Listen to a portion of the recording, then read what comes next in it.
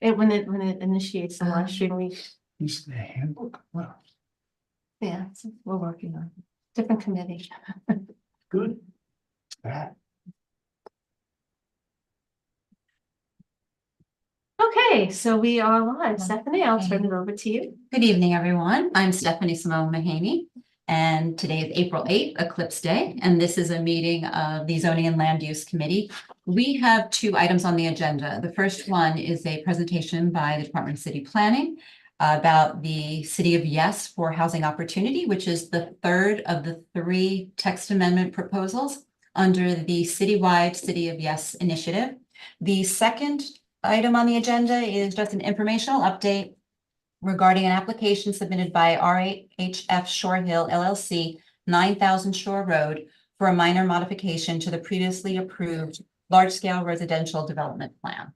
But we're going to start with the presentation by DCP, and we have tonight, I think, 4 individuals, and it's Lucia Capuccio, David Weissglass, Veronica Brown, and Catherine Nessel.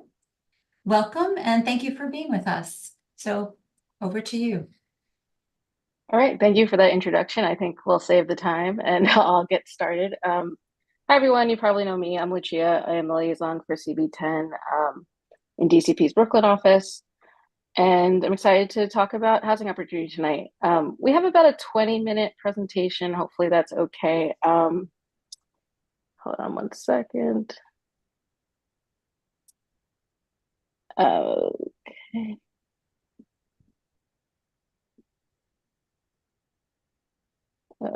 Sorry, everybody. I'm just trying to exit this full screen. Okay. So I'll get started if that's all right with everybody. I will do the presentation through, and then we'll have plenty of time for questions and answers, hopefully. And if we don't have answers, we will certainly get back to you when we are back here again, post referral of the text amendment. Okay, next slide, please. So we're excited for you to hear about the City of Yes for Housing Opportunity, which, as Stephanie said, is a citywide text amendment that will update the zoning to allow for more equitable housing development across New York City. Before we get started, I just want to say that you'll be seeing maps throughout the presentation that are for CB10, but this is a citywide plan, and these proposals will apply to every neighborhood to encourage incremental housing growth over a wide geography. So first, some context here. New York City has seen tremendous, next slide, please. New York City has seen tremendous job growth over the last 20 years, but housing production has not kept pace with the city's growing population. Increasingly restrictive zoning rules have limited housing production, making it difficult and expensive to build homes. The little housing growth that has happened, particularly new income restricted housing, has been concentrated in relatively few neighborhoods across the city. This has led us to a city with a historically low vacancy rate of 1.4%. Next slide. So these proposals emerge from the goals outlined in the city's Fair Housing Plan, Where We Live, New York City. Created by HPD, that's the Housing Preservation Development Agency, in collaboration with over 250 community organizations. This plan highlights how the city's housing shortage and affordability crisis have severely limited New Yorkers' housing choices. In a tight housing market, landlords can charge high rents, and existing tenants are vulnerable to tenant harassment, poor housing quality, and displacement pressure as they're outbid for units. Not having enough homes is also a direct cause of homelessness. When there aren't enough housing options in every neighborhood, it leads to unequal access to resources and opportunities. Next slide. So changing the zoning can respond to these issues by increasing the number and the types of homes available for a range of incomes in every neighborhood across the city. If each neighborhood, from the highest density to the lowest density areas, adds a little more housing, New York City can add a lot more housing overall without any single neighborhood experiencing dramatic changes or overtaxed infrastructure. A little more housing in every neighborhood will have other big picture benefits for New York, including bolstering the local economy and supporting the environment. Next slide. This text amendment is the biggest pro-housing change that the Department of City Planning has ever undertaken, and we'll be updating the zoning citywide so that no one area is taking it on alone. I'm going to go over some of our major proposals here. So they include the universal affordability preference, or UAP, which will allow bigger buildings for affordable and supportive housing in every medium and high density zoning district, removing residential parking mandates for new housing, which are making housing more expensive. Next slide. Enabling more missing middle housing or low-rise apartment buildings in our low-density areas. We'll do this through town center zoning and commercial corridors and transit-oriented development in highly accessible areas, and creating an accessory dwelling unit or ADU program and providing small buildings with additional flexibility to adapt over time. There are also a range of smaller proposals that will enable a few important housing projects. These proposals include enabling the conversion of non-residential buildings, allowing small and shared apartments in central locations, and allowing for residential campuses to add height-limited buildings. Next slide. So before talking about the low-density proposals, I'm going to provide a little background about these areas. This is the first time in decades that DCP is making significant zoning changes aimed at introducing new housing opportunities in these neighborhoods. And our central team has undertaken 2 years of detailed research to inform our proposals for the city's 1-family, 2-family, and low-density multifamily districts. What we found is that zoning rules have effectively allowed many low-density neighborhoods to opt out of addressing the city's housing needs, which has put additional pressure on other parts of the city to produce more and more housing. This means that low-density areas actually have many buildings that would be illegal to build today. Small apartment buildings like the ones you see here define our low density areas, but all zoning allows you to build currently is a single family home. Next slide. There are 18 different low density zoning districts, and 12 of them claim that they allow you to build a 2-family home or a low density multifamily building. As you can see from the darker blue sections on this map, these areas are the majority of our low density districts and the majority of Bay Ridge and surrounding neighborhoods. But these districts have become 2-family or multifamily in name only. If you were to actually try to build a building that had more than 1 unit in most of these districts, you wouldn't be able to. The parking requirements are so high that you couldn't physically fit both the building and the parking, for example, or the yard requirements are so extreme that the building's footprint wouldn't accommodate multiple units. We recognize that this zoning today is confusing and needs updating. We also want to reintroduce housing types to these areas that can accommodate affordable housing, both modest buildings that are more naturally affordable than other types of construction and apartment buildings at a scale in which they can take advantage of existing affordability programs. Next slide. One of our low density area proposals is to re-legalize missing middle housing. This housing is called missing middle, both because of its physical scale and because it tends to serve middle income residents since it's relatively affordable to build. We want to allow these low-rise apartment buildings on a variety of sites that we think make sense based on the existing architecture and scale. Next slide, please. So first, we want to foster town centers in the low-density areas by allowing buildings with ground floor commercial uses with 3 to 4 floors of housing on top. About 5 square miles of the city is zoned to allow low-density mixed-use buildings. But if someone in those areas wanted to build a mixed building, there's almost no way they could do it.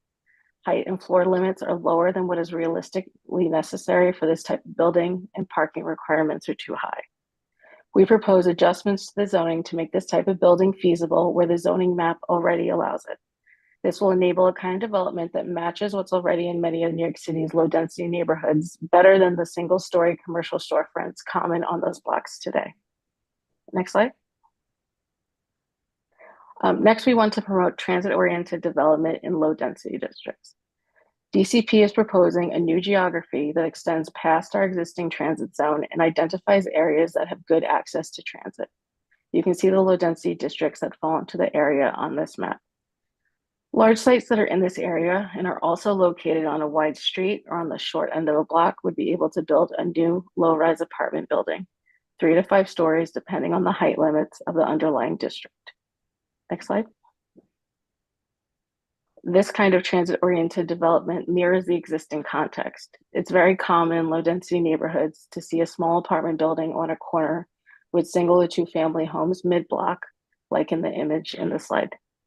I do want to note that while it looks like the proposal affects most of CB10, due to the low density districts, much of this area outlined in purple is actually mid-block on 60-foot wide streets, and therefore it would not qualify for the transit-oriented development regulations. I want to reiterate that the sites would still need to be over 5,000 square feet on a short end of a block or on a wide street. Next slide. In the rest of the low density areas, we want to give homeowners flexibility. Under this proposal, a 1 or 2 family home would be allowed to add a small accessory dwelling unit, or ADU. There are a range of types of ADUs, including backyard cottages, garage conversions, and basement apartments. These small units will provide important housing options for small households, like a young person moving into their own place for the first time or an elderly resident who wants to age in place. Because of their small size, they also serve different income levels than a large single-family home would. Other states' successful implementation of ADU programs show us that these units can also give multi-generational families a little more space and help middle-class homeowners with household expenses.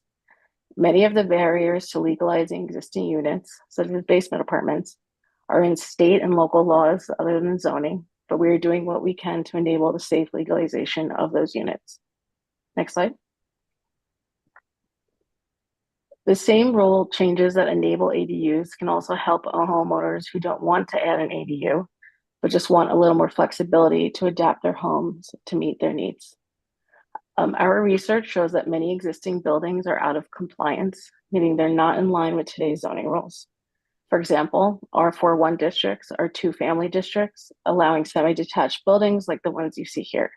But buildings like these, pre-1961 duplexes, could not be constructed today because they have more square footage than what is currently allowed, as well as a smaller rear yard than is allowed.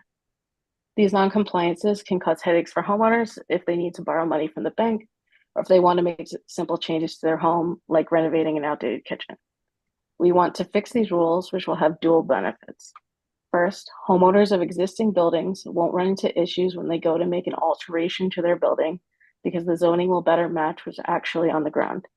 Second, you'll actually be able to build a 2-family home in a 2-family district or a multifamily home in a multifamily district, when today the only thing that would be feasible is a single-family home. Next slide. Next, we're going to talk about our medium and high density areas of New York City, where our focus is on creating more opportunities for housing, including affordable housing. So first, we will discuss the Universal Affordability Preference, or UAP. So under our current zoning, each zoning district gets the same floor area ratio, or FAR, which is the amount of square feet you're allowed to build, regardless of whether you're building market rate or affordable housing. But there is an exception. If you're building affordable senior housing, you get more FAR, meaning you're allowed to build a bigger building. We want to take that existing preference for senior housing and extend it to all types of affordable and supportive housing. This means that the FAR for a market rate housing won't change, but you'll be allowed to build about 20% more as long as that extra room is occupied by affordable housing. There are a few districts that don't have the senior housing preference today, shown in dark orange in this map. So we'd be creating new FARs for those districts to enable housing in every neighborhood. We also want to make sure you're actually allowed to build a building that fits in the square footage you're allowed. So we'll provide height increases in places where you need an extra story so you can actually fit that affordable housing. Next slide. So HBD is still determining the exact affordability level for UAP, but this framework will achieve deeper affordability levels than existing programs like voluntary inclusionary housing in order to serve lower income New Yorkers. It's important to note that affordability levels are set through income measures set by the federal government called Area Median Income, or AMI. The AMI for UAP will be lower than 80%, where the affordability level currently is for voluntary inclusionary housing. And to ensure that UAP reaches a broader range of households, UAP will also allow income averaging, meaning a building can include deeply affordable units and serve a much wider range of New York City families. Next slide. Here I'm just going to walk through one example of how UAP would work. So let's say this church is located in an R6 district, wants to build affordable housing. Today, they'd get 3 FAR, regardless of whether they're developing market rate or affordable. This would allow them to build about 35 units. Under UAP, they would get 3.9 FAR. But note that the extra 0.9 FAR could only be used for affordable housing. If it is, then they can build about 10 to 12 more affordable units. 10 to 12 more affordable units may not sound like a lot, but this is functioning at a citywide scale. If every project has a few more affordable units, we can add a significant amount of affordable housing and no single neighborhood will experience drastic changes.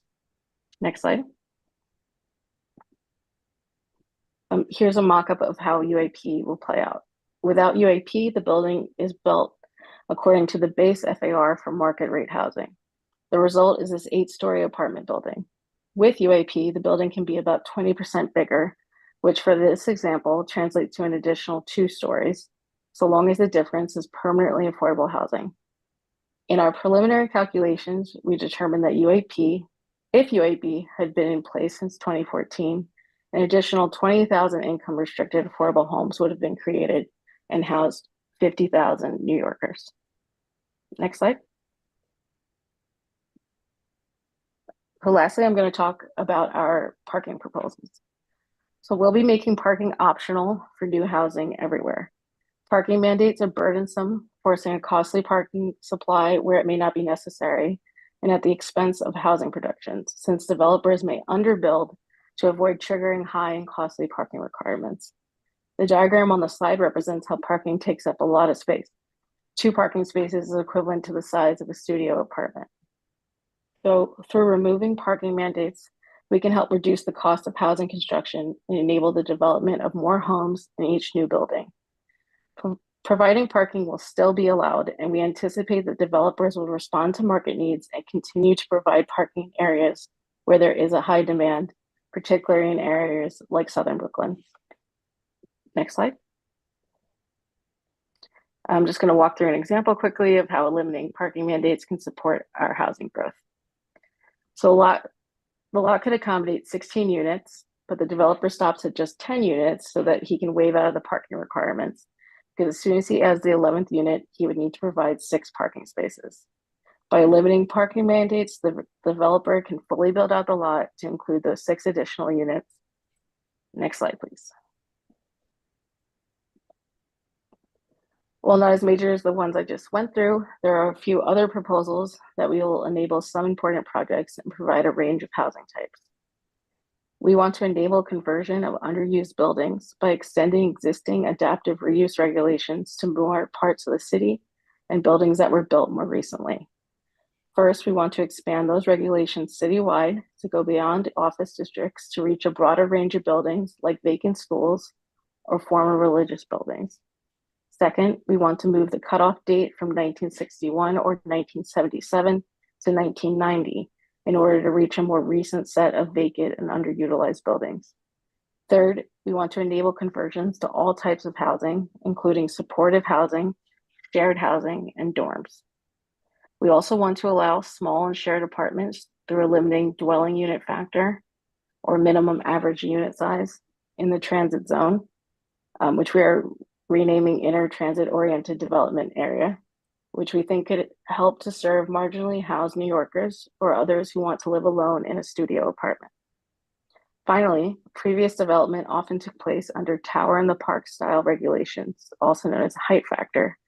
Although we've developed a more recent set of regulations, quality housing regulations, that have height limits and result in better designed, more contextual buildings, some sites, like NYCHA campuses and irregularly shaped lots, can't access those new rules.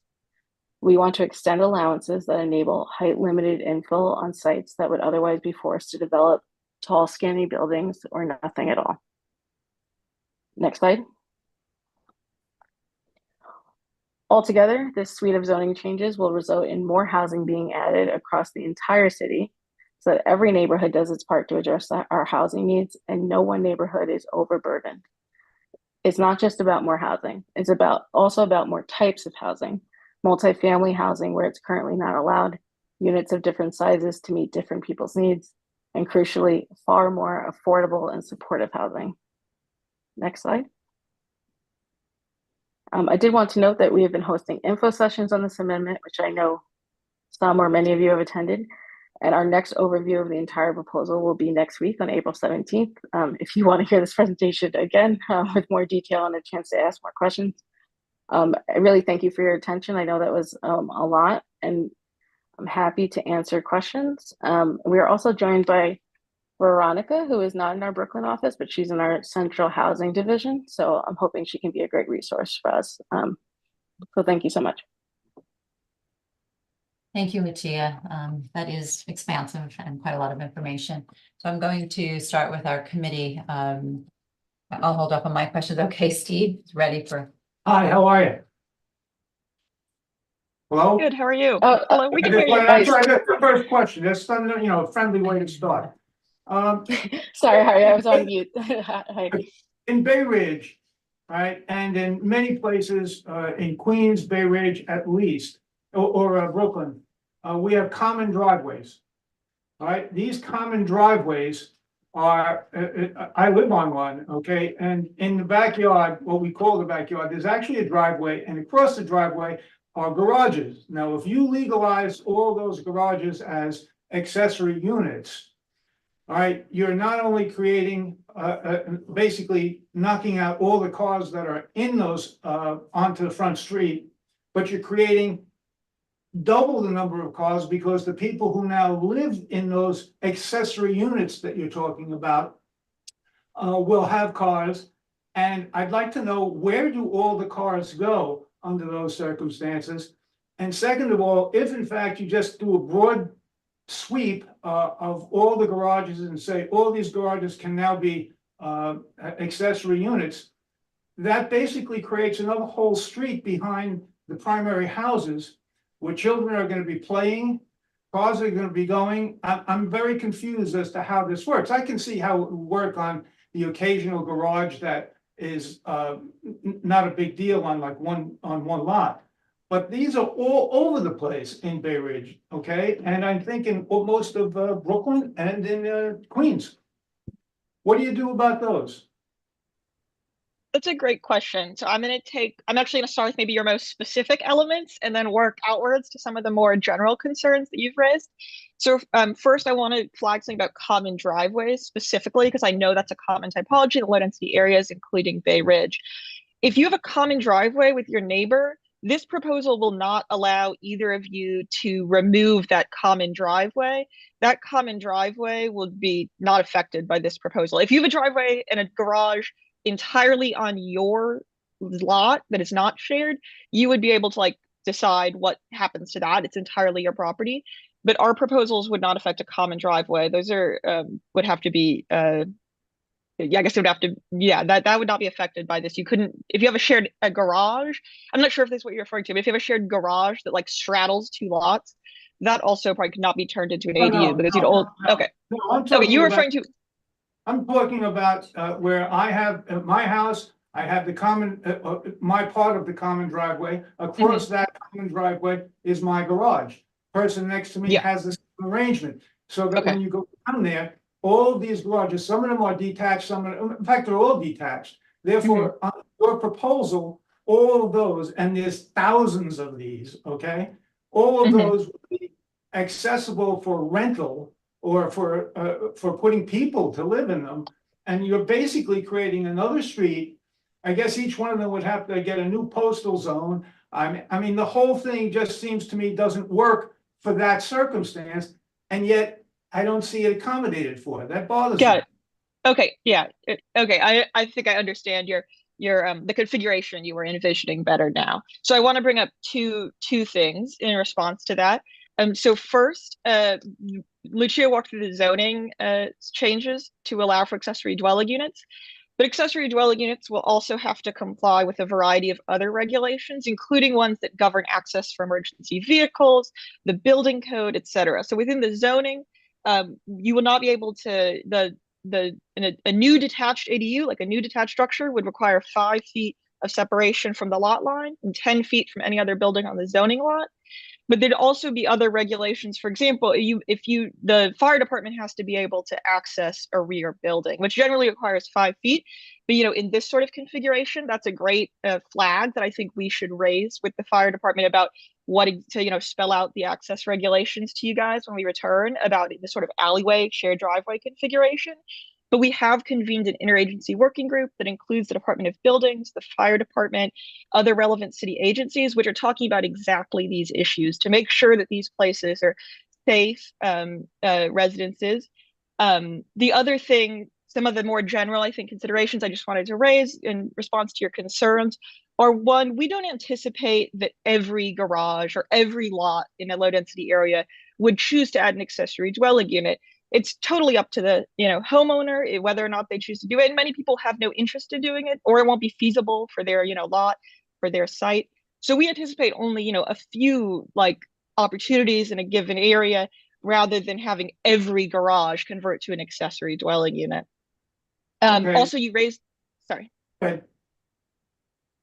Right. I'm sorry, I don't want to interrupt you. Okay. Oh, I was just going to say one thing you raised about parking in the accessory dwelling units. So we anticipate, based on our research about car ownership rates, that because these units are size limited, they're only 800 square feet, they'll probably only be occupied by, a single person, maybe a couple, and that these small households are less likely to own cars. So we anticipate that many owners of accessory dwelling units won't actually own a car. Also, if you will be allowed to have a 2-story, like a garage with an accessory dwelling unit above, which we've heard interest in from many of our low density homeowners, so that they could preserve that parking for themselves. And then they could also have the accessory dwelling unit for that additional space if they so choose. So yeah, happy to However, take follow-ups. what you're saying is that you anticipate, okay? But I anticipate many of them are going to want to have cars. So now we have the cars from the houses that have the garages, and we have the garages that have no car, no place to put them. So what you're trying to accomplish, which is to reduce the number of cars on the street, would actually increase the number of cars in the street. I don't understand how this is going to work. I mean, this is America, and in America, people love their cars. If I may jump in very quickly, I want to reiterate, I think, Veronica's point, Steve, which is that if folks do love their cars and they prioritize that, then the proposal will not affect them. They're more than happy, more than welcome to keep their garages as they are. This is only for folks who do not think that they need those cars. We have parking requirements in areas of the city in which a lot of those folks don't actually have those cars, right? And they just provide the parking and it's really just excess empty space. Now, that's not true for everybody in the city, right? There's many people in Bay Ridge and CB10 and many people around the city who say, you know what, I really need my parking space and I want to keep my parking space. And they're more than welcome to do so under this proposal. It's all up to the individual property owner. Yeah, well, we think that they're going to put them in the front yard, And they do. and they do already. All right, and it's all illegal, and what you're doing basically is going to cause that to occur. It just seems to me that you're missing what's really happening out there, and you're hoping that this will solve a problem that it won't. Yeah, thanks for that feedback. Certainly hear your concerns. I did want to mention one thing, which is that we are conducting a full environmental review for this project. So there'll be a full EIS that'll include impacts on things like traffic, and projected unit counts for each of the proposal elements. So you're right. We don't have a crystal ball. We can only and say what we anticipate will happen, but we can make a very informed anticipation based on our research into the market, based on the zoning capacity, based on other factors that were surfaced in the environmental review. So yeah, we only control what can be permitted. As David said, it's up to individual owner choice, with the ADU proposal, how many are built, but we will have more information to come when we publish the full environmental review. I think that some of current behavior by residents is a good way to anticipate what might happen. I know that you said that these are restricted to 800 square feet, the ADUs, is that correct?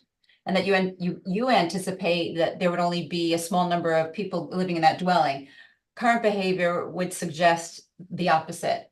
There have been problems with illegal conversions, illegal situations where many people are living in dwellings that should not be. And this is a concern that would exacerbate the situation. I have a question since we're on, I'm sorry, but. Oh, no, sorry. I thought that was your question, but feel free to voice it. I can also No, respond to please, legal concerns. actually, if you have a response to that, I'd like to hear. Yeah, sure. I just wanted to say that the city GCP in particular is very, sensitive to the issue that there have been many illegal conversions. There are many illegal accessory dwelling units in our low density areas. Many of these, pose significant safety risks. They're not up to livable standards. Legalizing those and making those safe for tenants would largely require state action, so things beyond what DCP can do. But we actually think that those illegal, dwellings and those unsafe conditions are really consequences of our housing shortage. And if we open up some opportunities, for incremental housing growth in neighborhoods to allow for places for people to live safely, then that'll allow people not to be forced into those unsafe, illegal conditions. That's really a consequence of exactly what Lucia walked through tonight, our, urgent housing crisis. But please ask your question. I'm happy, happy to respond to anything. All right, thank you. On ADUs, I'm not sure if it was in this evening's proposal, I'm sorry, in this evening's briefing, but maybe it was one of the other ones I listened to. There was a comment that there are alternatives to adding an ADU, and that would be enlarging an existing home. Okay, that's correct? What I just said? Yes, so the same rule changes. Oh, sorry, Lucia, do you want to take this one? No, you can go ahead. Okay, well, if you have anything to add on, you're welcome to add at the end of what I say. The same rule changes that will enable ADUs would also enable other simple alterations to one or two family home. So additional, slight increases in the FAR that would, also allow you to either bring your home into compliance, as Lucia noted, many homes are out of compliance today. It would also allow, in some cases, a simple enlargement or something else if you want to, maintain a single family home, but you need more space for your growing family. So those are like a single simple framework that could allow a variety of options. What are the parameters and will that then be as of right? Are there going to be particular authorizations that are needed, and what would be the zoning parameters in terms of height and everything else, bulk? Yeah, so we have released a draft scope of work, which is currently the most thorough way to review the specific FAR changes, the height changes, etc. We're releasing zoning text in the coming days, which will obviously have all of those spelled out in the text. But in general, these are in the low density districts. Each low density district is receiving a very slight FAR bump, around 0.1 to 0.2 FAR, which will just, we think, better match what's actually built in the low density districts. And many of those 1 and 2 family districts, the buildings that were built before 1961 are actually overbuilt today. And then they'll also receive very limited height increases. Some low density districts will receive like an additional 4 feet of height. I can follow up, or Lucia can follow up with a link to the draft scope of work, which has tables that outline those by district. And again, obviously you'll also be receiving the draft zoning text when that's released. Yes. Yeah, and I was just going to add to that. I think what we were referencing in the presentation is we're going to be making some slight reductions in required like side yard, front yard, and rear yard, and that is also just to better match what the districts already are. I'll reiterate again that we are not mapping any new zoning districts here. We're just in 1961 when they did it, they kind of, it didn't really, some of the districts did not match the built context. So it's really just making things match the actual zoning districts that are already mapped. But yeah, I can send out the draft scope of work if you haven't seen it. Sorry. Oh yeah, and then this is also, as you know, there's a lot of BSA applications, and I know a lot of community boards have mixed feelings on BSA applications. This is also just the reason that we see so many is that many times homeowners are trying to enlarge their homes to add, something that can't be currently allowed, like renovating something or fixing an attic. So these are kind of just, we're thinking that this will result in less BSA applications because we're kind of writing the zoning districts that already exist. We're not mapping any new zoning district. Okay. All right. Thank you. Is that Dean? Yeah, Dean and then Doris. Okay, thank Yeah, in terms of the permanently affordable housing that's being created, who will monitor that to make sure that if the initial tenant moves out, the owner just goes ahead and reverts to market rate housing? Who is going to make sure that doesn't happen, or at least be responsible for monitoring that?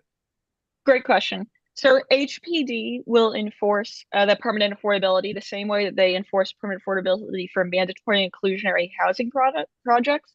And so what this involves is recording a deed restriction against the property. And so as long as the building exists, that deed restriction is in effect, meaning that if they're not providing the level of affordable housing that they were required for the universal affordability, that they were required to get the universal affordability preference, then they're out of compliance, and HPD is, able to enforce that as long as the building exists.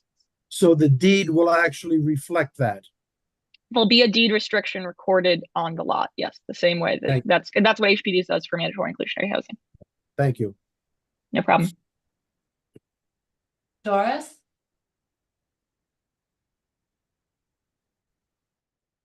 Oh, Doris, you're on mute. Basement apartments are a consideration in this plan. And there have been problems with basement apartments. People died during serious rainstorms 2 or 3 years ago. And there was a program under the de Blasio administration to monitor basement apartments, but nothing ever came of it. And what will happen here? I happen to have a basement that's perfectly livable. It's not, I live in a legal one family, but it's rentable. And when my house was built, it was considered appropriate, because we're right near the Army base. It was considered appropriate to rent the apartment because there was a housing need at that time. And it meets all the requirements of an apartment. It has 9-foot ceilings. It has 2 means of egress, and but what about the others, and how is it going to be monitored? Because I do not see a program in place to make them safe. Yeah, this is a great question, and something that we're working very closely on with our agency partners. So as I mentioned briefly, we've convened an interagency working group that's specifically focused on accessory dwelling units, and basement apartments is a specific focus of that group as well. So just first of all, I wanted to clarify your question about the basement part. So ADUs can come in a variety of typologies. And so that includes the detached versions we've talked about, as well as, an attached enlargement, an attic, a basement. Basements obviously pose particular challenges. As you mentioned, recent weather events like Hurricane Ida have tragically demonstrated that these basements can pose life safety risks. But as you mentioned in your basement, there are also basements that are livable and meet, minimum standards or meet good standards for a quality living space, and maybe don't face flooding risks. So what this working group has really been grappling with is how to make sure these basement units are safe for tenants, or how we impose some, reasonable rules and restrictions that ensure safety and ensure that these are not going to be places that are experiencing flooding or other life safety issues, but also opening up the housing opportunities where there is a safe avenue to do so. So what we can say today, where we are in the process right now, is that there'll be no ADUs allowed in special coastal risk districts, which are the parts of our city very limited, where there's the most severe flood risk. In the flood geography that's in the coastal flood zone, already basement space is not permitted to be habitable space, residential floor area. And so basement apartments obviously will not be allowed there. That'll be consistent with other rules. But in this working group, we're working closely with DOB, HPD. It's convened by the Mayor's Office of Climate and Environmental Justice to establish some additional rules that will make sure basement apartments are safe. And so we're still working on these, and they're going to be continually refined through this working group and through, public feedback. But they might look like building upgrades, certain sort of building infrastructure that could make residents safer, as well as additional review or restrictions to make sure that the basement apartments are only allowed in a place that they can be safely done so. And I'd like to I'm sorry, I'd like to follow up No. very briefly on that, just because ADUs are very near and dear to my heart. I've worked on them in other cities as well. I'm coming to you live from a basement apartment myself. I've been here for 3 years, hasn't flooded once. It's completely dry, and the reason for that is because it is legal, and because I've researched that, and because it's legal, there have been inspections when it was built. There've been continued inspections, and when something is illegal, right? People build it, right? They don't have nefarious intent oftentimes when building it, but there aren't those inspections because it's just not legal to begin with. So when we see this happening and we see, people converting illegally, like you said, we know that that's a big issue in CB10. We think that that's a response to the fact that there's just not enough housing to go around. And so we say as well, if people want to inhabit these spaces, which they clearly do because there are these conversions, then let's find a way to make them safe, right? Let's make sure they're not in coastal areas, and in the areas where they could be safe, let's make sure that there's frequent inspections, that there's significant rules and regulations to make sure that they aren't flooded and that they're safe for residents. And then I just have one other comment. You talk about the size of these ADUs and that they really will only accommodate 1 or 2 people. Well, I know summer communities where there are 600 square foot houses that 5 people use. So I think you're being a bit naive. And I don't think you're being realistic as to how these units will be used. Thanks. Yeah, thanks for that feedback. I think 800 square feet is consistent with what other cities and states that have enacted these accessory dwelling unit programs have proposed. And so we can, learn from their lessons, but definitely the size limit is something that we thought a lot about. There, reasonable minds could perhaps disagree. So thanks for that comment and feedback. And I'll also add on again, I'm sorry, I'm speaking a little too much maybe, but when we see, 5, 6 people in a very small location, what does that tell us, right? Do most of those people want to live, crunched together with 6, 7, 8 other people in a very small apartment? Probably not. What we are getting from that information is that they are looking for more places to live. And that's really kind of one of the things that's at the heart of this proposal to begin with, right? If we allow a small amount of housing in every neighborhood, all of a sudden those people who have to be crunched into these very, very small units may have some opportunity to spread out. They can have some opportunity to live alone. They can have some opportunity to move from a studio to a 1 or 2 bedroom if they decide to have a child, And so I think if we do, if we're able to add a small amount of housing in every neighborhood, that can reduce the number of people who do live in these small units. Isn't there another possible explanation for that? Like they can't afford it? I mean, one has nothing to do with the other, so they go into those as it is. So what you're doing is creating possibly like lots and lots of these that are just places where people can afford and therefore they're not quite as good. I mean, I'm not quite sure it's because everybody just wants to be here. I think that it's affordability more than it is anything else. We have, Not And- fully sure I understand the question, but Stephanie, I'll allow you to. I see you're trying to speak. Oh, no, I was just going to pass. Did you want to? No, I'm fine. Oh, okay. I was gonna go to the next, one of our other committee members, unless you had something in response. Yeah, I mean, I'll just say, a large part of what we're doing here is because we do see a really, really, really, really significant association between price and supply, right? And so, yes, I'm not sure. I would see that there's no connection between the I think we two, have to look right? at, I think we have to look at that, David, a little bit, maybe, offline. We're gonna begin to look at some of the affordability data. I mean, Bay Ridge and Dyker Heights is one of the most affordable communities in the city. I'd like to look at areas where there have been upzoning, look at their affordability, but that's probably not for this, Right. this Yeah, level. yeah. So we'll move on to, Yeah, I think there's need to look at look at causality. causality and data Yeah. a little bit deeper. Okay, But go ahead, we Anne. do, yeah, Anne.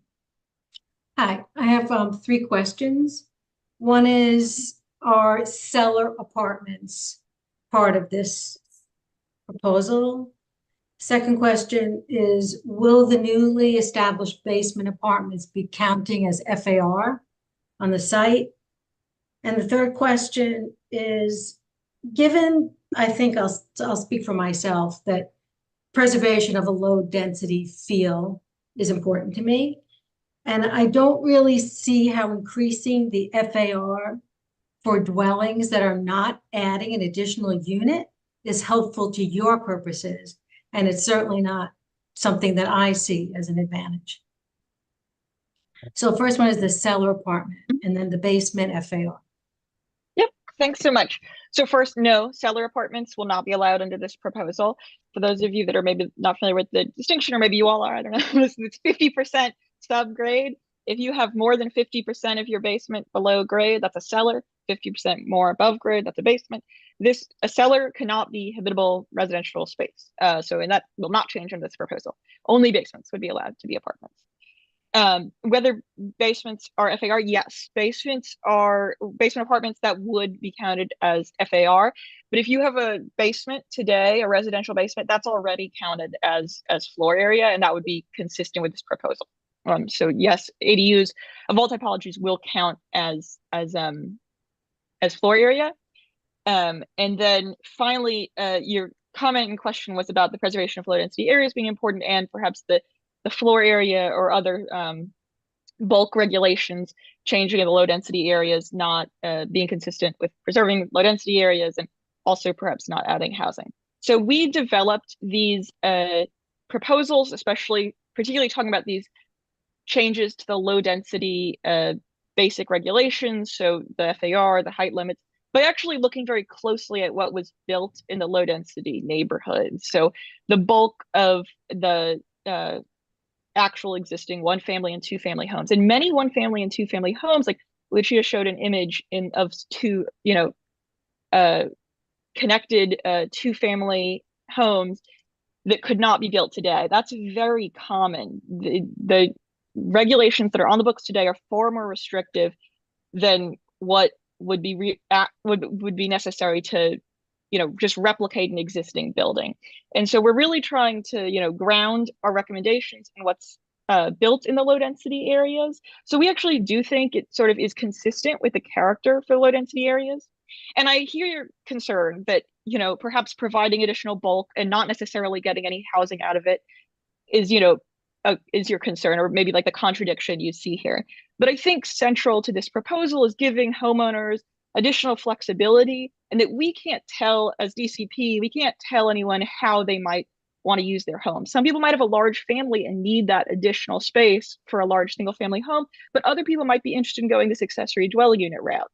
And sometimes, DCP has been this extremely complicated, convoluted zoning that has had, maybe not the best effects on the housing supply. And we think that providing some additional flexibility could, help that issue in the long run of housing supply. And even if some people choose that to only produce the single family home.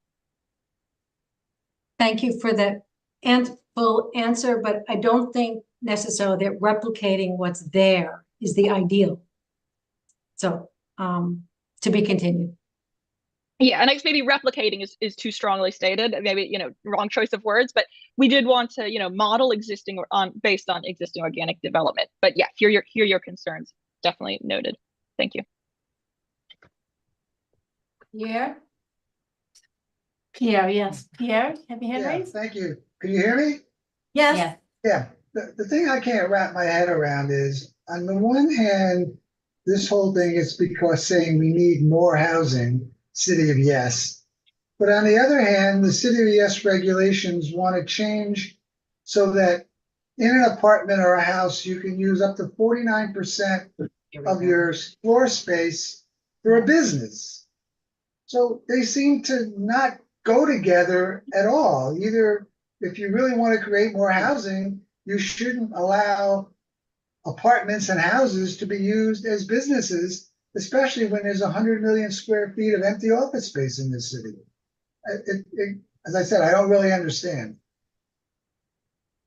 And can I just piggyback on that? Because I was going to ask, under the economic opportunity proposal, then would ADUs also be considered for home-based businesses?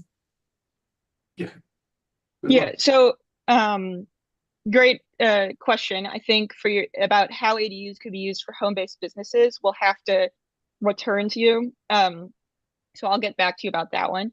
But back to Pierre's question about these two proposals, which he sees in contradiction. First, I just want to clarify that these are both under the City of Yes umbrella, the City of Yes initiative, but that they're two separate text amendments. So City of Yes for Economic Opportunity, you've already heard about. Now we're in City of Yes for Housing Opportunity. So they are two completely separate text amendments with separate processes. But I think that this goes back to the point that I was trying to raise about additional flexibility, and that, homeowners may choose to use their homes, or, home occupants may choose to use their homes in different ways at different times in their life. So sometimes they might need that home office. Sometimes they might have a larger family. We want people to have that flexibility to use their home the way that they need to. This promotes, sustainable, vibrant economies, like zoning for economic opportunity seeks to do, as well as provides, housing opportunities that are appropriate for New Yorkers as they see them. I think those goals are actually complementary to one another under this larger initiative for, additional flexibility to meet New Yorkers' needs. I also want to mention one thing about, you mentioned all the vacant office space New York City has. Lucia mentioned briefly at the end of her presentation that this will enable some additional conversions of existing underused non-residential space. So that's also, I just wanted to mention that in response to your comment, but happy to take additional comment. And also, if Lucia or David want to say anything additional about zoning for economic opportunity, please jump in. I work specifically on the housing side. No, I think you covered it. I was just going to say that I would also just note, as you're aware, that home occupations are already allowed. So that's something that's existing, that ZEO was changing, some of the parameters to it, but that's something that has been existing already. So, it was going from 25% to 49%. That's a pretty big jump. And from no employees to 3 employees. So it's going to encourage people to move their businesses into their homes or apartments and save money on rent, and their rent will become tax deductible because it'll be part of the business, and they'll force rents up. That whole thing doesn't make sense. And here the same city, New York City, is saying, well, we don't have enough affordable housing. They seem to be at opposite extremes. My opinion, anyway. If I may jump in very briefly, Pierre, I understand exactly kind of what you're talking about. And this is something that we heard during our ZEO conversations as well, is this kind of thought that they may be contradictory. Now, we did increase the percentage permitted from 25 to 49%, which is a big jump, but the number 49 is significant in that the remainder is 51%, and that is still a housing dwelling unit primarily, right? And people still need their shelter at the end of the day. So if a housing unit is maintained as a housing unit and people occasionally work there, we think that's still a supply of housing that still contributes to lowered rents, right? And so that's kind of what we're thinking in that proposal. And of course, as Lucia said, people are already kind of, working from home. I'm doing it as we speak, in a sense. And at the end of the day, they are still primarily housing units. And if people have a place to live, that's an addition of supply to the housing stock that we think will lower rents. But I understand your statement. Yeah, David, you talked about, suddenly people want to have kids, have a larger family. They're going to want a 2-bedroom apartment instead of a 1-bedroom apartment. But the demand for the 2-bedroom apartment is going to be pushed up by people who want to convert that bedroom to a business. Let's say a beauty salon, right? This will be my beauty salon, and landlords will be able to charge more money because they'll know that a beauty salon can pay more rent than an individual family, especially if it's tax deductible. So really, to me, it's opposite. It's just totally opposite. One is going to reduce the housing supply, and the other is an attempt to increase it, which I understand the need for increased housing. I don't disagree with that. I think there's more we could talk about here, but I see a number of hands up. So I think we can get more information and come back to you. That's fine. Jane and Don. Jane? Hey, thank you so much. I just wanted to go back. I know that in one of the slides that it was mentioned that in the past, in 10 years, like since 2013, that there could have been 20,000 homes built. But I do remember seeing in one of the earlier presentations about the city of Yes, what the actual need was in that same time frame was for over 500,000. So while we're looking at this data and saying, wow, we could have had 20,000 more, what you're proposing doesn't really close that gap significantly. In fact, there's still a very wide gap. Now, Pierre brought up something about the existing spaces that are empty, such as the existing business spaces that are empty. There's also with a bunch of the, it was either UAP mentioned about the empty face-based organizational spaces. Those existing spaces that are empty already, that exist throughout our city. If we're pinpointing or looking specifically at those underutilized, unutilized areas for our housing or what can be converted into housing, rather than at this point, what you're proposing, you're saying, you know, as I said, that the percents of change of what you're proposing really is small in the big picture. However, the impact of this change is really large in communities like ours. And so I think that that's where there's a big disparity, and that's where I'm still trying to understand, and I'm still trying to see how this is really part of a solution and not part of yet another problem. Thank you. Thanks for those questions and comments. So first, thanks for highlighting the immense need that New York City is facing in terms of our housing shortage. We are way behind in terms of the housing that we need to provide for the New Yorkers who need it. And I just perhaps that I don't want to get bogged down in sort of the numbers of 500,000 or however many that sort of back of the envelope calculation was for UAP, but I do want to highlight that UAP calculation was just for a single proposal of sort of like if every building that had been built since 2014 could include about 20% more affordable housing, how much could have been created? Of course, this is among all the other proposals as part of City of Yes for Housing Opportunity, so that is UAP is just one among a variety, and zoning is just changing what is permitted to be built, but there are other programs and tax incentives that are necessary to support housing production. So, zoning is one thing that, permits how much can be built, but, state support for a tax incentive for building housing, HPD, public subsidy, all of these things, also just like sort of general economic conditions control how much housing is really built and is realized. So all of those things work together. But what we can do as DCP, the agency that controls the zoning, what we can do is hopefully allow for incremental housing growth at a citywide scale, which the goal of this text amendment is to not place any sort of undue burden on one community district or to say that it's affecting anyone disproportionately. We're hoping to open up opportunities for incremental growth, tailored approaches for different low density, high density areas, that will allow for some housing growth in every community, and altogether that can add up to, we think, a lot of housing and can meet people's housing needs, especially meet their needs where they are. Not everyone wants to live in the same neighborhood. Not everyone wants to live in the same type of housing. That we think that allowing for incremental housing growth can be attuned to both the immense need for housing as well as the character of our existing neighborhoods. Vacant spaces was the specific question that you highlighted. So I think this was getting at maybe two things that were mentioned in the presentation. So I'll go through both of them, and if you have additional follow-ups, happy to take them. So first is like the conversion of an underused vacant non-residential building. So like I think this is what Pierre was mentioning about, like office buildings that are currently vacant, especially after the pandemic, have received a lot of press attention. And that certainly exists. And we have existing adaptive reuse regulations which are applicable in only the highest density parts of the city. So really only in the Manhattan core, like Midtown and the financial district, and limited parts of Brooklyn and Queens. And those are already in the zoning. And those have allowed some buildings to convert, especially, like office buildings that are no longer leasable as offices and more practical as housing.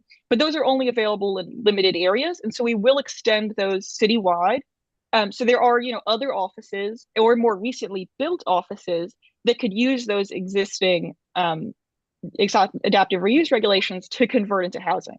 Obviously, places like Bay Ridge are not, full of high density offices. That's not the character of Bay Ridge. But low density neighborhoods have, underused religious buildings, for example, former parochial schools, other sorts of like former non-residential buildings that are underused and actually, could be a great opportunity for housing, actually perhaps more feasible to convert than a high density office building, and could, really balance that concern that I'm hearing about the need for housing and respect for neighborhood character, because that's an existing building that's already there. So we think that's one way that will activate those vacant spaces to produce more housing. Another thing that I think you might have picked up on the presentation from your question was Lucia mentioned underused like spaces in the town center zoning. So many low density commercial corridors in the low density. This element of the proposal has relatively limited applicability in Bay Ridge because many of Bay Ridge's commercial corridors are actually R6 to R10, so higher density. But in many low density commercial corridors, the R1 to R5 zoning district with a commercial overlay, right now they have many single story commercial storefronts, which are essentially like taxpayer buildings. Like no one is necessarily renting them. They're just occupying the space. And that leads to, a really deadened streetscape. It's not, adding to the city, and perhaps anyway, it's not really supporting the economy. It's not, adding housing. And those spaces could benefit a lot from a proposal like Town Center, where actually you might be able to realize in some of these areas, these lively commercial corridors like Bay Ridge has at a slightly, maybe like lower scale. These are going to be 3 to 5 story buildings. So those are the sort of two like underused spaces I think mentions came up in the presentation. If that didn't address any of your concerns, happy to go back to anything. Well, on the cover of the overview, it says that it's to have the goal was to have a little more housing in every neighborhood.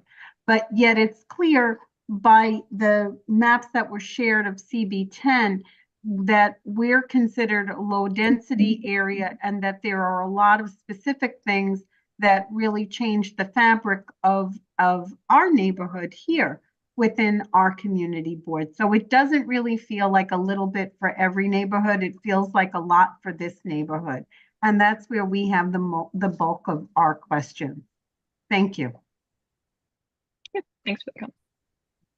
Just quickly and very straightforward, is the intent to eliminate low density areas and single family houses? By no means are we, aiming to eliminate single family zoning or low density neighborhoods. In single family districts, for example, will remain in place. That there will still be single family districts in the zoning map.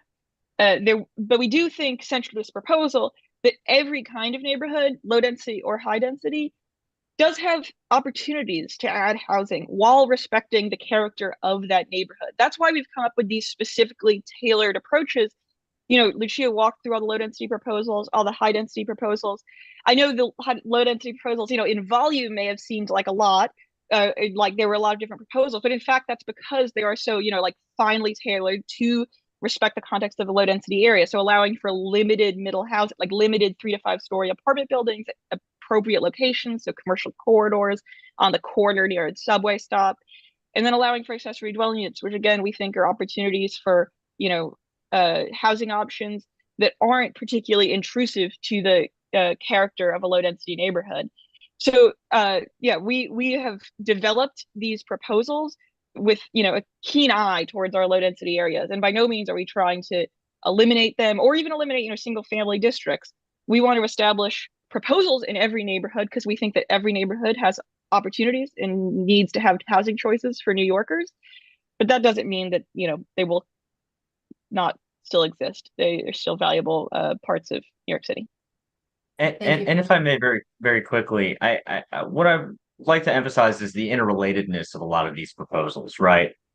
Single family neighborhoods are critical to New York City. They've been a big part of New York City for a long time, and they'll continue to be so.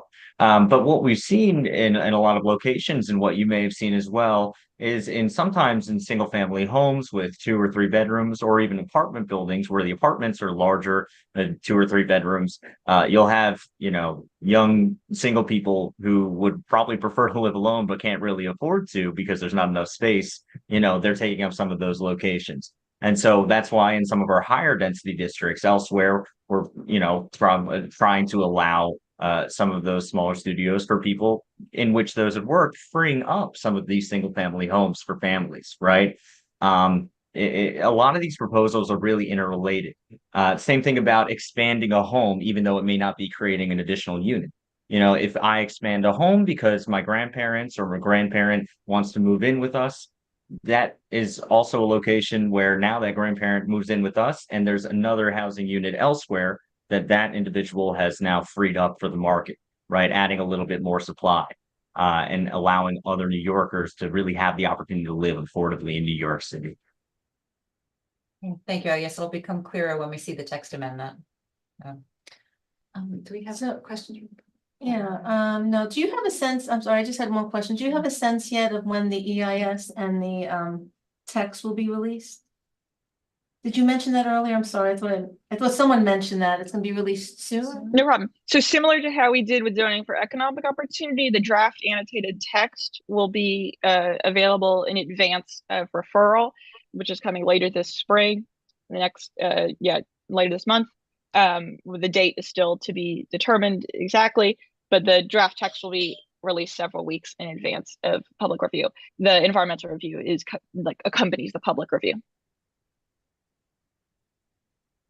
Okay, so we're thinking later this month. I was just trying to get so that would mean a vote by the June board meeting. Okay. All right.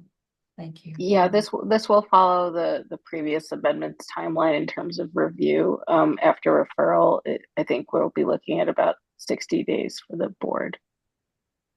Is that correct, Veronica? It'll follow the same timeline as the previous citywide text amendments, exact same process. And you'll be hearing more from our community planning engagement division about the draft text.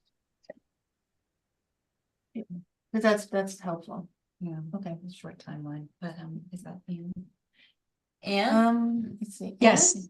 Do you think that your proposals will deliberately or inadvertently create more boarding house scenarios? Single room rentals, etc.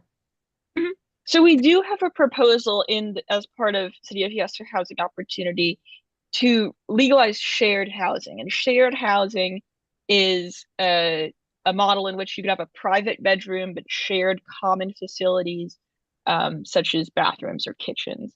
So that would, under this proposal, be allowed in multifamily zoning districts. We do not anticipate that's a particularly common, that's something that's going to become common, that there's a lot of market interest in it. But HPD, for example, has, tried to build things like that for people who need housing. And it's actually allowed, but extremely difficult to do today.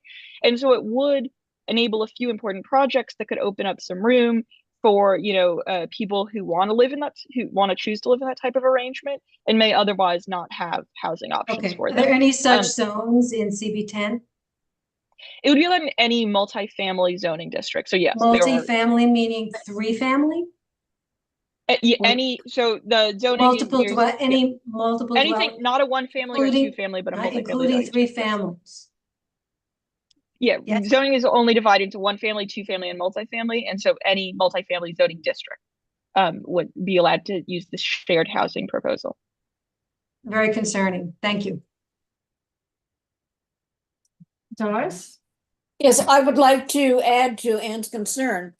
I think the building that the community board office is in is an example of where there could be shared housing. Right now, there are apartments above it, and the way they're laid out is that there is a kitchen, a bathroom, and several bedrooms, and it's designed for 1 family. But under this proposal, the kitchen and bathroom would be shared, and the other 4 rooms, 4?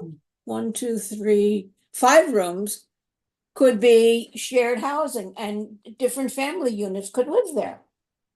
And I think that would extremely tax our community. Sorry, I'm not sure I understand exactly maybe I don't understand the building configuration here, or what you're proposing would be allowed under this that's not. So today it's like a commercial space with It's a residential commercial space above, space with 2 with apartments 2 above it. apartments above.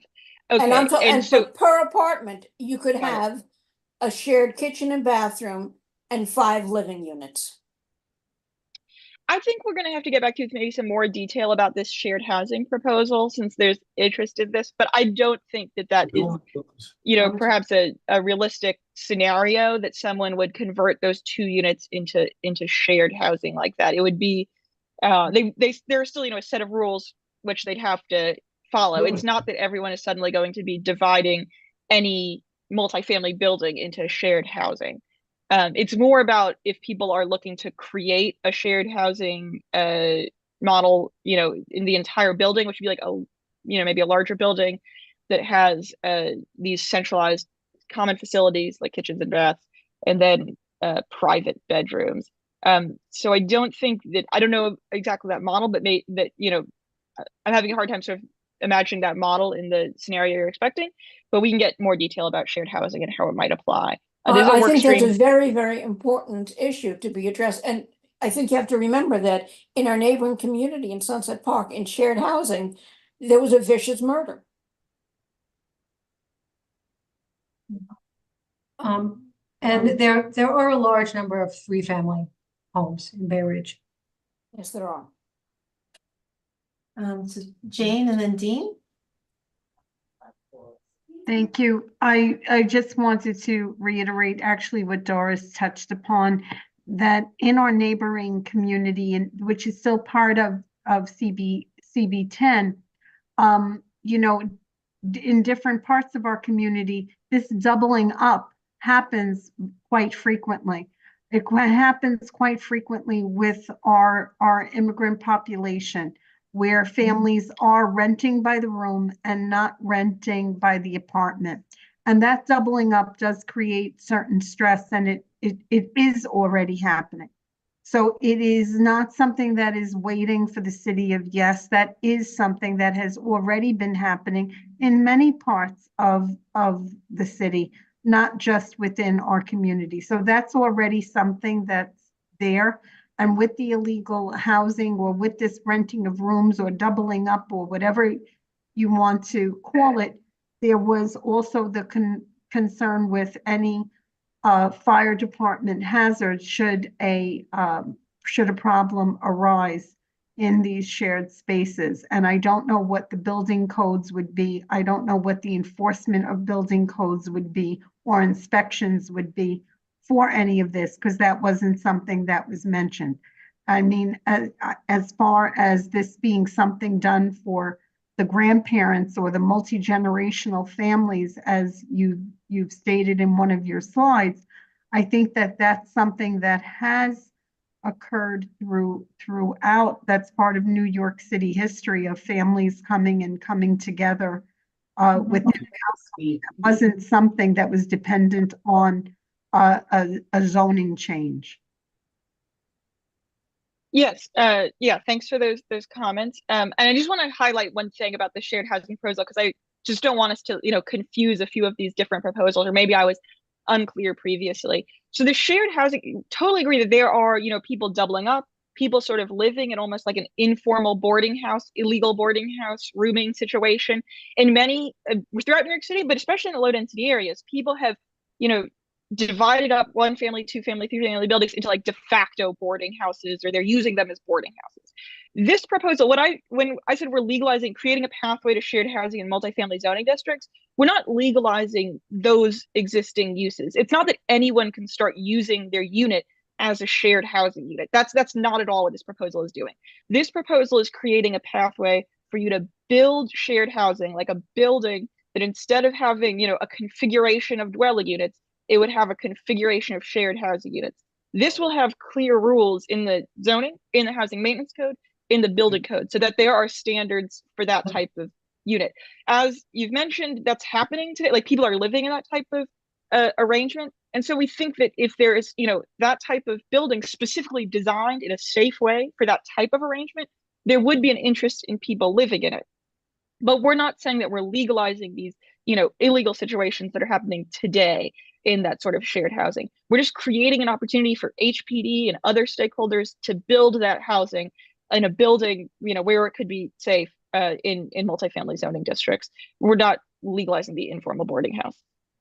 That's perhaps already existing, but we do see that informal boarding house as a consequence of our housing shortage. So we are hoping to address that by opening up opportunities for housing throughout the city. So hopefully that clarified things, but also happy to talk more about shared housing proposal maybe once we have the draft text, and also our colleagues from HPD who have really been working most closely on this issue. Dean? Yeah, so we're using different terms, different words. My understanding of this proposal is that it will allow single room occupancy dwellings. Who refer to them sometimes as SROs, but that will be allowed under this proposal in Bay Ridge. Am I correct in that? Shared housing, so yes, like a model in which people have private bedrooms and share kitchens or bathrooms, there would be a pathway to create that in multifamily zoning district. So again, we're using different words.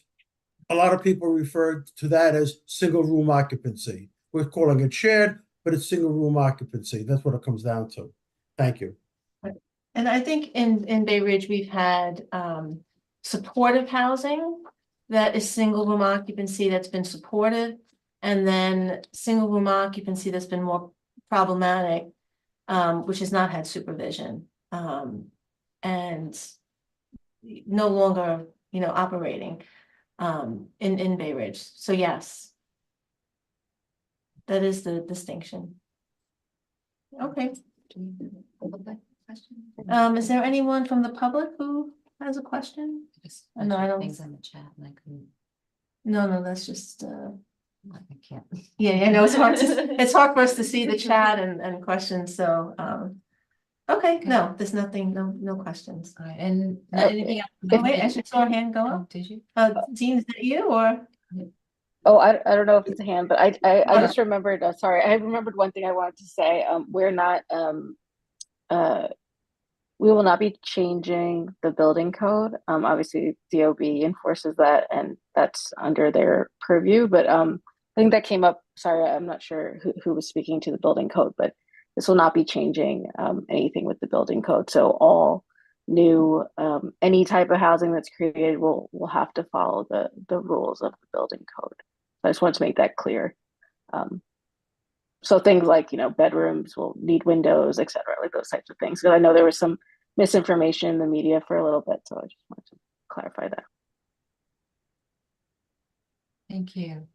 Any other questions from the committee? Just one. Oh, And in those single room occupancy, is that one person per room or is it more than one person per room? Because what I'm hearing is basically a dormitory, okay? If I'm hitting that correctly. And I just want to know, if one person moves in, can they bring their spouse with them, their kids? Who gets to live in that one room? I think this is a question probably better addressed by HPD, who's overseeing the shared housing proposal, because there are distinctions between like shared housing and a dorm. Those are like different uses.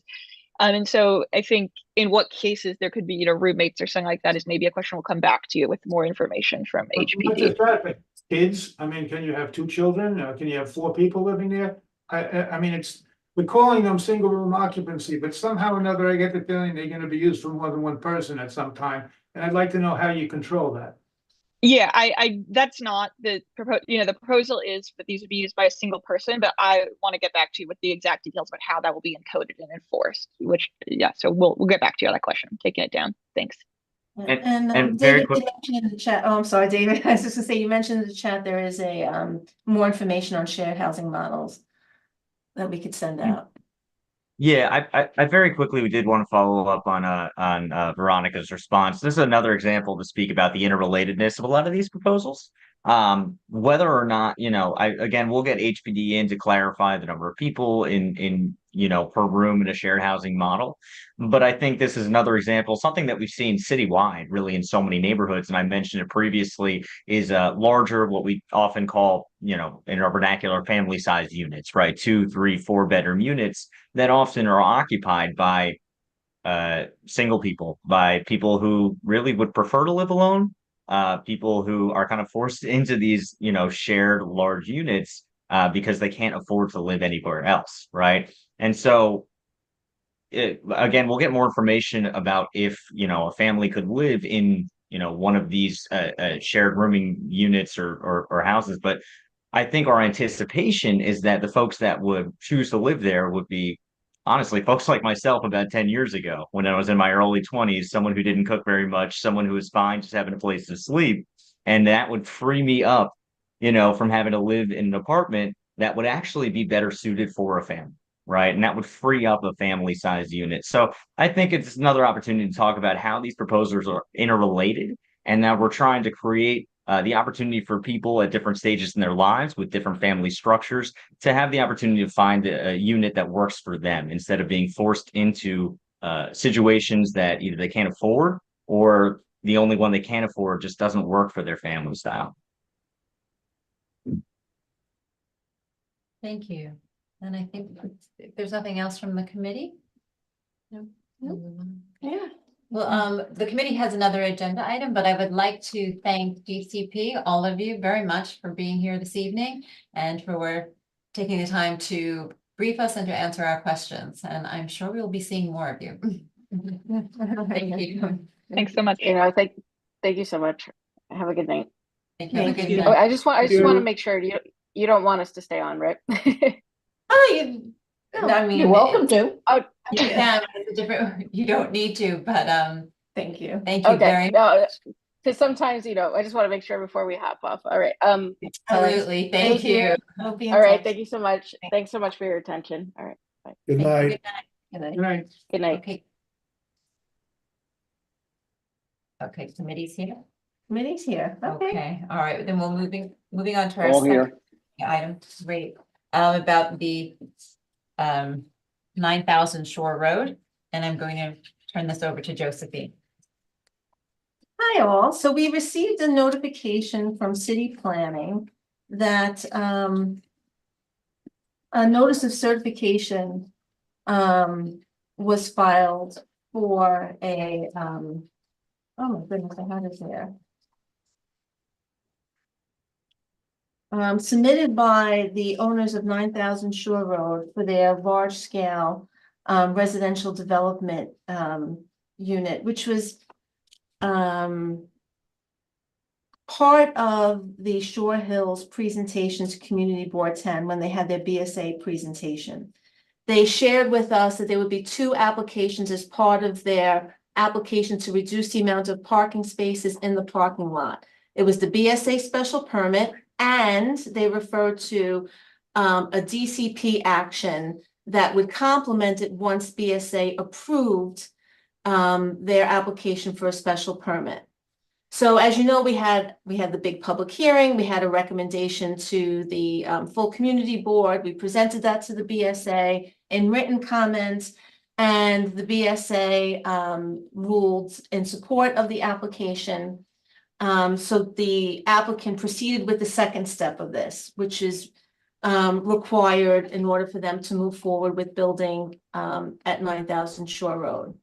The property, a lot of property owners, community residents, they submitted an Article 78 proceeding objecting to the BSA's approval because for certain legal grounds, and that's currently still at the courts. A decision has not yet been made on the Article 78. But we were informed that we can comment on, it's not a EULA proceeding. We knew it was coming, and when we did our recommendation, we did include both the BSA special permit and this Department of City Planning large-scale residential development plan to reduce the number of parking spaces. So given the time, and Stephanie and I, we discussed this, We can submit comments to city planning. We can forward the the board's recommendation and committee report that was submitted to BSA as part of this application. Because nothing has changed. It's still the same application, and we thought it best to submit those submit the comments and the committee, and I'm sorry, the full board's recommendation following that public hearing that we had on the application, and wanted to share that with committee members. Anne, I'm sorry, you have your hand raised. Yeah, was there any leeway on them giving more distance between the new construction on Colonial Road and the Guild group home next door? Or did they keep the 8-foot side yard? Did they increase that? As I- Yeah, it's all the same. Thank And that was mentioned in the report. I mean, so we could send that and highlight that too. When we submit to Yes. city plan. Any other questions? Joe, do you need a motion or anything to forward those reports? Yeah, maybe we should, just as to forward the comments to I'll make a to motion. forward the report, that stemmed from that public hearing. Is that Okay, your I'll- motion, Steve? I'll make the motion. I second it. And just remind me, I'm sorry, you have to make the motion. Didn't you chair? Anyway, go ahead. No, Doris was the Oh, chair. Doris That's was the chair. fine. I'm sorry, I don't remember. The big one down at Shore Hill. Yeah. May I second it? Yes, Anne, okay. Discussion, Steve? No. Oh, no, okay. All right, then we just need a vote. Okay, then all in favor? Aye. Okay. All right. Aye. Very good. Any opposed? Abstention, recusals? Okay, motion carries. And then I have one more update for everyone. I just want to share with you that in the last week, we've had a number of zoning notifications of upcoming work for the committee. The first is a zoning application for 250 86th Street. It is a zoning text change that's being made by a private applicant to change the zoning for a parcel of properties around 250 86th Street to an R6B zone. And that's been certified by the Department of City Planning. I'll be sending you the link to begin to review. We're going to be meeting on this in May 2nd is the tentative date that we have. Stephanie and I have just gone over the calendar. So I'm going to share with you some of the documents about that application. Who's the applicant? The applicant is Dr. Kim. She's a dentist. So it's a private applicant, and the application is being made, as I understand it, is to increase the floor area ratio that's permitted for the community facility use, specifically because she's using above what is required in that zoning district. And that's the genesis behind the application, but I'm going to share that with you. So if you all can begin looking at that. The next notification we received was for an application for a rezoning on Ovington Avenue between 4th and 5th Avenue, 464 Ovington Avenue. The environmental assessment statement was filed, so it's going to be some time before certification. And that also is an upzoning text amendment request that's being made. Between which avenues? That's Ovington Avenue between 4th and 5th Avenue. So there's one small house and then one empty lot. And that's another request for an upzoning. And then the third application is 9818 for Hamilton Parkway, though the application has not yet been submitted. This is for the former site of the Church of the Generals. And there is a request to do a larger community facility at that site. But that's still very premature because an application has not been submitted It's yet. a big upzone. I think it's, yeah, I don't have that much information about it, but it's going to be an upzone. So I don't have the specifics yet on And this is the one they On the told us detail. they'd never build on, Mhm. right? Right. So You I'm got it, gonna send, Steve. yes, I will send these out to you. First and foremost, the 250 86th Street, which will be the next private zoning application. I'm trying to get more information on the other two in terms of timing. And then, of course, we have a lot of work ahead of us on housing opportunity. And We'll have to come up with a schedule and a strategy for that, but I'll be in touch. Josephine will be in touch.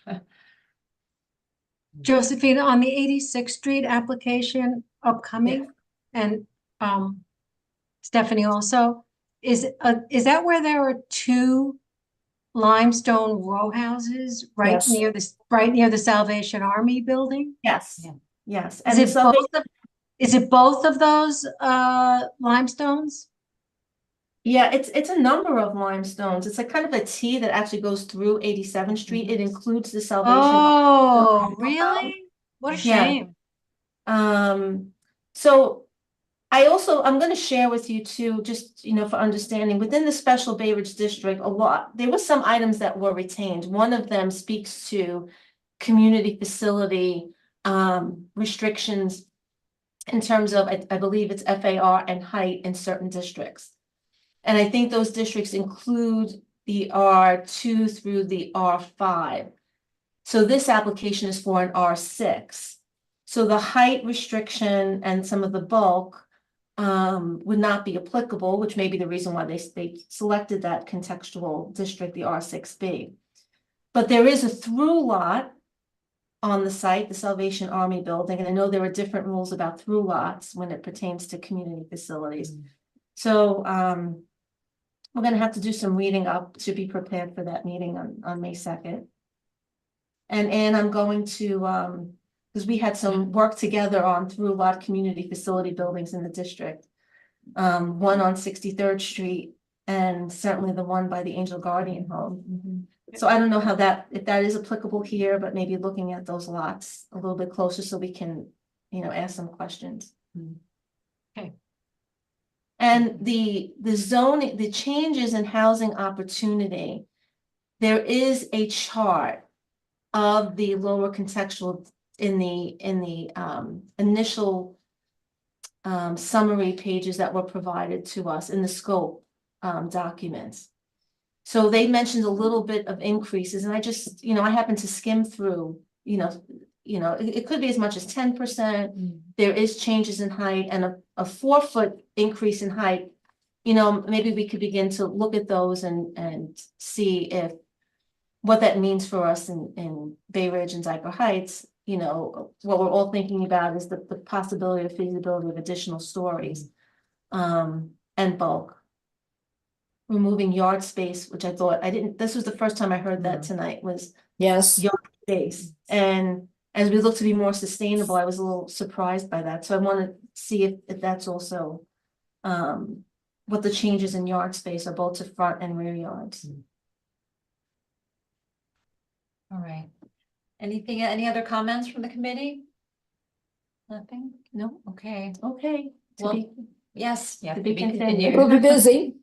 Thank you. Yes. Yes, we will be, but thank you all very much. Thanks, everyone. Good Hope you night, have a great everybody. evening. Good night, all.